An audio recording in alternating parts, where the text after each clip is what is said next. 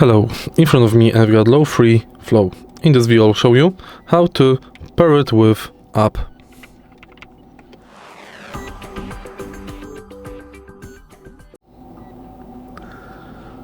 To pair your keyboard with app, first you go to LOFREE Download Center,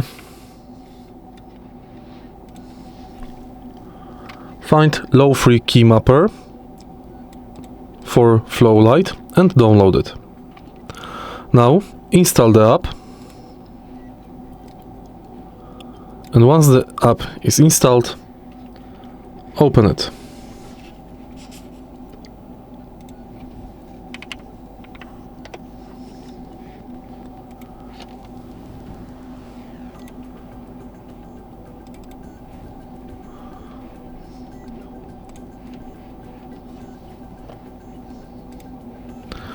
As you can see, your keyboard will be automatically paired with the app.